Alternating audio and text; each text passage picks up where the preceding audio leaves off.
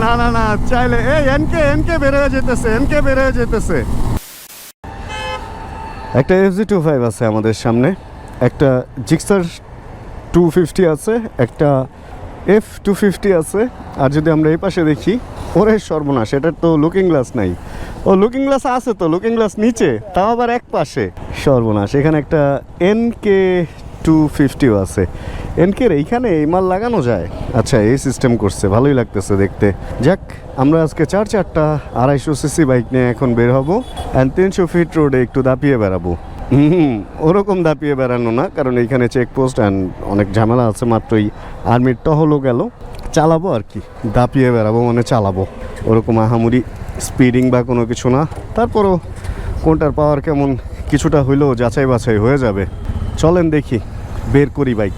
অনেকক্ষণ এখানে দাঁড়াইলাম, সবাই একসাথে হইলাম, অ্যান্ড এবার হচ্ছে চালানোর পালা। মোটামুটি টায়ার সাইজ হিসাব করলে তো এটা আর এটা, ওই বাইকটা এনকে আর এটা সেম, বাট আমারটা টায়ার হচ্ছে পেছনে একটা বড় মানে 70 মেবি, আর ওটা মনে হয় 60। সবচেয়ে বড় টায়ার মনে হয় আমারটাতেই। না, পেছনের টায়ার এটার সাথে FZ'র মিলে, আর জিক্সারে আবার 150, এনকেতে আবার 140। ফাপড় আছে ভাই, এক একটা এক এক দিকে এক এক রকম করছে। বিভিন্ন রকম কাহিনী কিচ্ছা। যাক, ওনাদেরকে আগে যেতে দেই, তাহলে ভিডিওর মধ্যে বাইকগুলো দেখা যাবে, দেখতে ভালো লাগে। কি ব্যাপার, ওনারা কি থাইমেই যেতেছে? ও ইয়ে, চারটা 250cc বাইক একসাথে, চিন্তা করা যায় এরকম একটা রাইড আজকে হয়ে যাবে এইভাবে আনপ্ল্যান্ড, মানে চিন্তাই করি নাই। চারটা 250cc বাইক একসাথে। ও আজকে টানে মজা হবে। জ্যাকেট ট্যাকেট লাগায় নেই ঠিক মতো। ও ইয়ে, তবে এইখানে মনে হয় সবচেয়ে ভালো পাওয়ার ডেলিভারি আমার এটাই দিবে, এরকমটা আমার মনে হইতেছে।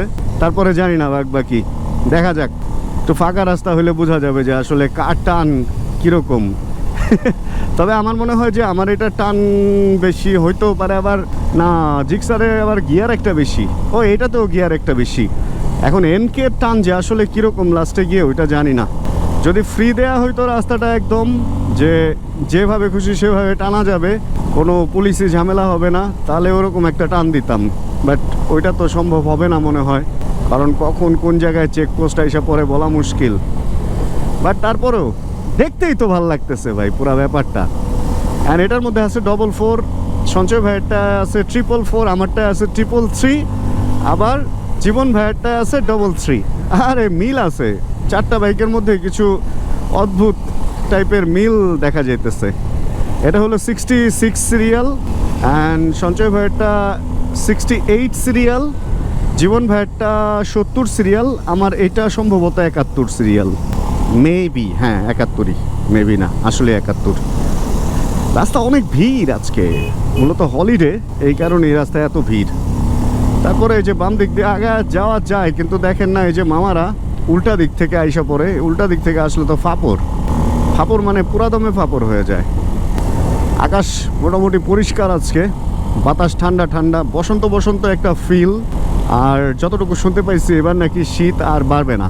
তবে চুয়াডাঙ্গার একটা খবর পাইলাম আজকে, খবর শুনলাম যখন খবর দেখতেছিলাম, চুয়াডাঙ্গাতে হচ্ছে দিনের বেলা আবহাওয়া নাকি ওদের 27 ডিগ্রি পর্যন্ত ওঠে তাপমাত্রা, অ্যান্ড রাতে নাকি 11 ডিগ্রিতে নামে। এই কারণে ওদের ওখানে অসুস্থ হইতেছে অনেকেই। আর হচ্ছে ঢাকা শহরের তাপমাত্রা রাতের বেলা 16-15তে নামতেছে, অ্যান্ড দিনের বেলা সম্ভবত খুব বেশি উঠে না, 25-26 পর্যন্ত হয়তো উঠে। এই কারণে ঢাকার আবহাওয়া মোটামুটি সহনশীল বা সামঞ্জস্য আছে একটা। এই জন্য আমরা এখনো পর্যন্ত সুস্থই আছি। এবার ঢাকায় মানুষ অসুস্থ কম হইতেছে এখনো পর্যন্ত, তবে আর কিছুদিন পরে যখন আরেকটু গরম পড়বে তখন গিয়ে হয়তো একটু অসুস্থ হবে। চলেন দেখি, সবার আগে যাই।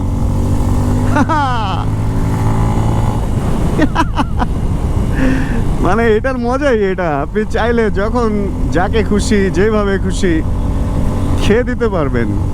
এটার পিনিকটাই এই জায়গায়।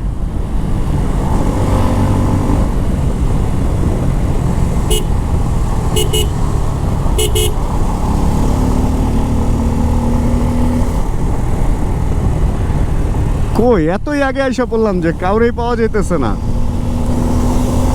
এই আমাদের গ্রুপ চলে আসছে। তুমুল তুমুল তুমুল, পেছনে পড়ে গেছি। কিন্তু না, পেছনে তো আমি থাকবো না।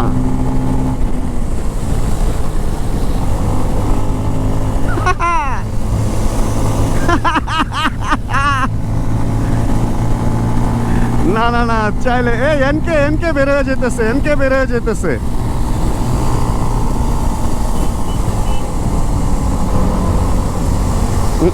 বামে ঢোকা দরকার ছিল আমাদের, সামনে দিয়ে ঢুকবো।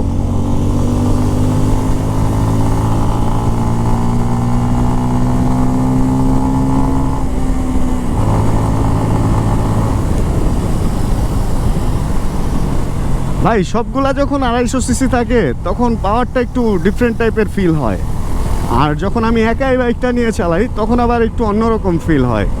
এখন সবগুলা বাইকে এখানে পাওয়ারফুল অ্যান্ড হাড্ডাহাড্ডি লড়াই হয় একটা।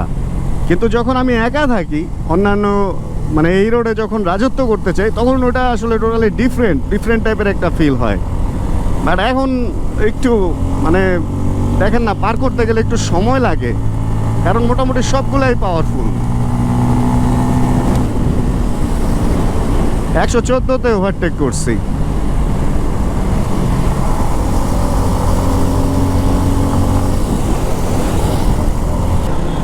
মিস করে ফেলছি হচ্ছে আমরা পূর্বাচল ক্লাবের গল্লিটা, এই জন্য সামনে দিয়ে একটু ঘুরে ঢুকতে হবে এখন। যাক, ব্যাপার না, রাস্তা একই, এদিক দিয়ে ঢুকলেও যা, ওদিক দিয়ে ঢুকলেও তা।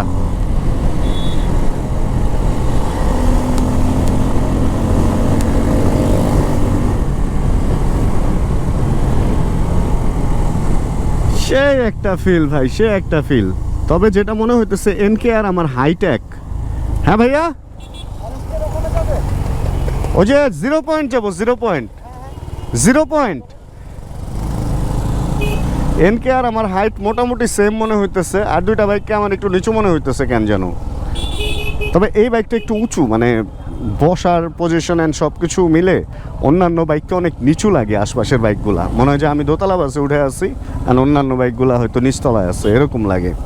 এই যে সঞ্চয় ভাই নিচু নিচু, হাইট একই সিট, কিন্তু সিটিং পজিশন অ্যান্ড বাইকের এই মাথা টাথা উঁচুর কারণে হয়তো এরকম লাগে। তবে আজকে যে কয়টা বাইক আমরা নিয়ে বেরিয়েছি সব বাইকই, সবগুলাই হচ্ছে খুব কমফোর্টেবল বাইক। কোনোটার মধ্যে ওইরকম আহামরি কোনো মানে চাপ নাই যে গুজা হয়ে থাকতে হয় বা কিছু। আর বাংলাদেশে 250 সিসি সেগমেন্টে বাইকে আছে মনে হয় 6টা, মেবি আমার ভুলও হইতে পারে। এর মধ্যে 4টা আমাদের সাথে আছে, এছাড়া হলো জিপিএক্স এর একটা স্পোর্টস আছে, আর হচ্ছে এই এনকেরই ফেয়ার্ড ভার্সন আছে একটা 250-তে। এই দুইটা জিপিএক্স আর এনকে মানে সিএফ মোটো, এই দুই কোম্পানির দুইটা বাইক ছাড়া 250-র 4টা বাইক আমরা নিয়ে আসছি। তবে নেকেড সেগমেন্টে বা সেমি ফেয়ার্ড আমারটা, ওই সেগমেন্টে 4টাই আছে। অ্যান্ড যদি নেকেড সেগমেন্টে বলেন তাহলে এই সামনের 3টাই, আর সেমি ফেয়ার্ড হিসেবে আমি একটু চান্স পাইছি আর কি এই গ্রুপের মধ্যে। তবে স্পোর্টসের ওই দুইটা থাকলে পুরা পরিপূর্ণ হয়ে যেত আজকে আমাদের 250 সিসি এই গ্রুপটা। অ্যান্ড যে কটা বাইক আমরা নিয়ে আসছি সবগুলাতেই ডুয়েল চ্যানেল এবিএস আছে, আর ইঞ্জিনে একটু পার্থক্য আছে। যেমন এনকে যেটা, ওটা হচ্ছে ডিওএইচসি, তারপর জীবন ভাই যেটা চালাইতেছে এফসি, ওটা হচ্ছে এসওএইচসি, অ্যান্ড আমার এইটা এসওএইচসি, অ্যান্ড এইটা আর জীবন ভাইটা হচ্ছে 2 ভ্যালভ ইঞ্জিন। অ্যান্ড ডিওএইচসি ওইটা হলো এনকে যেটা, ওইটা 4 ভ্যালভ। অ্যান্ড এসওসিএইচ হচ্ছে সঞ্চয় ভাইয়ের এইটা আবার 4 ভ্যালভ। অ্যান্ড গিয়ার হচ্ছে জিক্সারে 6টা, এনকেতে 6টা, অ্যান্ড আমার আর জীবন ভাইয়ের হচ্ছে 5টা। এখন গিয়ার কম হইলে বা বেশি হইলেই যে আসলে বাইককে ভালো বা খারাপ বলতে হবে ব্যাপারটা তা না। 2 প্যাটার্নের গিয়ার হচ্ছে 2 ধরনের কাজ, মানে 2 টাইপের রাইডিং এক্সপিরিয়েন্স পাবেন 2টা থেকে। কিন্তু পাওয়ার যেটা আছে ওই পাওয়ার আউটপুট লাস্টে গিয়ে টপ এন্ড সেমই পাবেন, ওরকম কোনো আহামরি পাওয়ারে গিয়ে গ্যাপ তৈরি করবে না, মানে ইসের কারণে আপনার যেটা কি বলে ওই গিয়ারের কারণে। হ্যাঁ, এই রাস্তাটা তো বেশি একটা সুবিধার না, ভাঙ্গাচুরা। আমরা আছি হচ্ছে জঙ্গলবাড়ি রিসোর্ট, যে ওই রাস্তাটা দিয়ে যাইতেছি সামনে একবারে, ওই যে যে যে যে যে কি জানো যে না গজারি বনের ওদিক দিয়ে বের হবো। তবে এই রাস্তাগুলোতে আগে রাতে একটু চুরি ছিনতাইয়ের কিছু ব্যাপার স্যাপার এরকম হয়েছে বলে শুনছি, গুলি করে মোটরসাইকেল নিয়ে গেছে এমন কাহিনীও আছে। বাট এখন প্রচুর লোকজনও রাতে যাতায়াত করে, এই কারণে আগের চেয়ে সেফ। বাট তারপরেও চেষ্টা করবেন এখানে কোনো দরকার ছাড়া রাতে না আসার, কারণ এই রাস্তাগুলো রাতে অতটাও সেফ না আসলে, যতটা আমরা মনে করি। আচ্ছা, সামনের গোল চত্বর থেকে বাম দিকে যেতে হবে, ওরা কি চিনবে কিনা কে জানে, তার চেয়ে আমি আগে যাই।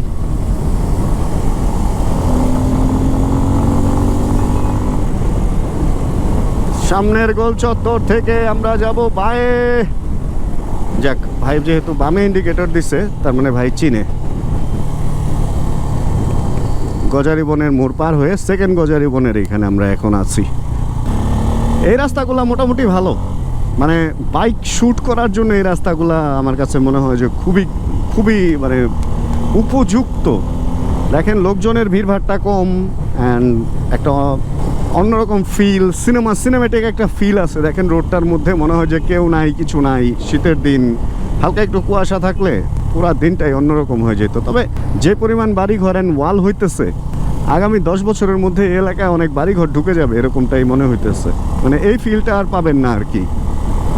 ব্যাপার না, আসলে যুগে যুগে আধুনিক হবে কিছু জিনিস, যুগে যুগে আবার নতুন জিনিস তৈরি হওয়া শুরু হবে। যেমন আমরা যখন উত্তরায় আসছি প্রথম, তখন উত্তরার ছিল এক রূপ, এখন উত্তরা হয়ে গেছে আরেক রূপ। তো এইভাবে আসলে যুগে যুগে এগুলা চেঞ্জ হবে, এটাই সিস্টেম। এই সিস্টেমটাই আমাদের মেনে নিতে হবে, এছাড়া নো ওয়ে। ও এতটা পুরাটা, ওরে ভাই, ও তো পুরা চায়নার রুল, পুরাটা ঘুরে আসছে। এখান থেকে এখানে সুন্দর ঢুকা যাওয়া যায় না, পুরা চাইনিজ রুল মানতেছে যে রাত 12টা বাজে গেছে, এরপরেও রেড লাইট জ্বললে যাবে না, সে গ্রিন লাইটের জন্য ওয়েট করবে। যাক, ভালো, নিয়মকানুন মানা তো অবশ্যই ভালো।